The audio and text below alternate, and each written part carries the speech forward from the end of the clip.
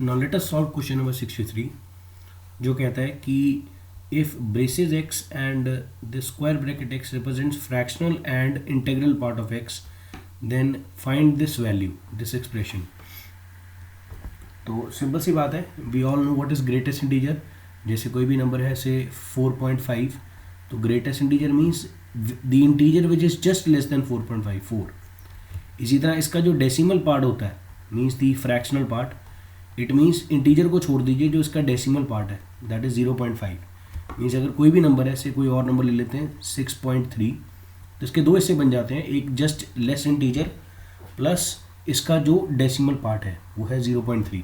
तो that means ये हमारा बन गया ग्रेटेस्ट इंटीजर ऑफ 6.3 और ये जो चीज़ होती है this is called decimal part of या फ्रैक्शनल पार्ट ऑफ 6.3.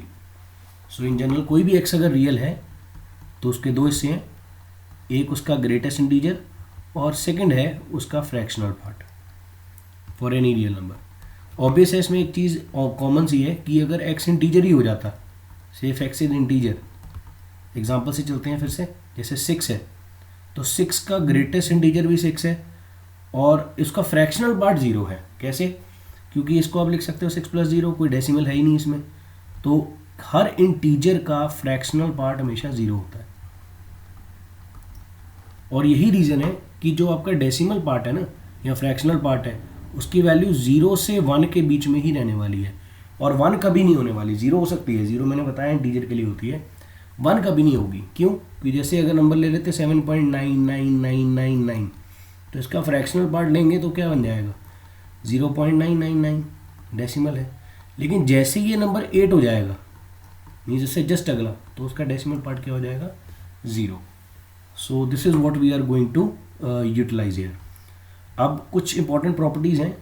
प्रॉपर्टी कहती है कि अगर फ्रैक्शनल पार्ट में n ऐड कर दें where n is any integer, किसी भी नंबर के फ्रैक्शनल, अगर x कोई भी रियल नंबर है और उसमें आपने फ्रैक्शनल पार्ट में n ऐड कर दिया where n is an integer, तो ये n लिखा या ना लिखा एक बराबर है, मीन्स उसका कोई यूज़ नहीं है. जैसे से अगर मैं कह दूँ से 2.4 तो 2.4 का फ्रैक्शनल पार्ट क्या है 0.4. लेकिन अगर मैं 2.4 में से कोई इंटीजर ऐड कर दूँ, से 6 ऐड कर दिया, पॉजिटिव इंटीजर, नेगेटिव भी ले सकते हैं, तो ये कितना आएगा हमारे पास 8.4. तो 8.4 का भी अगर मैं फ्रैक्शनल पार्ट लेता हूँ तो वो कितना आएगा 0.4. सो वो सेम ही रहने वाला है.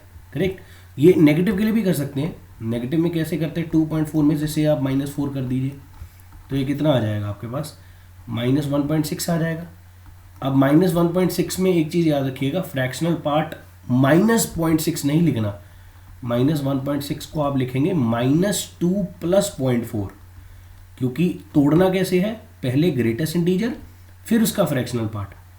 अब इसका ग्रेटेस्ट इंटीजर जो है वो -1 नहीं आता, मीन्स आप ऐसे ये नहीं तोड़ सकते कि आप कह दें कि this can be written as -1 + -0.6. ये नहीं करना, ये अलाउड नहीं है.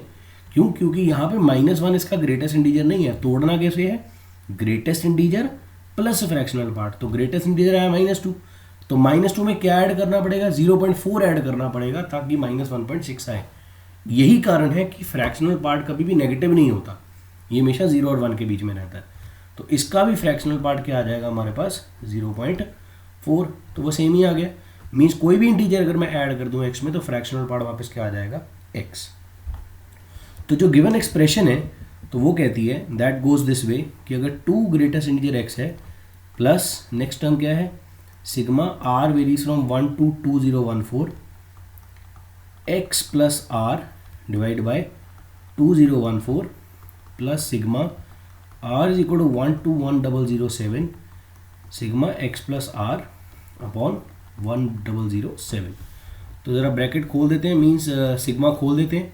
तो सिग्मा खोलें तो क्या बन जाएगा, ये जो टर्म है हमारे पास पूरी ये क्या आ जाएगी x + 1 डिवाइडेड बाय 2014 प्लस अगली क्या आएगी x + 2 divided bye 2014 and this goes on. Last term क्या आएगी x + 2014 डिवाइडेड बाय 2014. करेक्ट.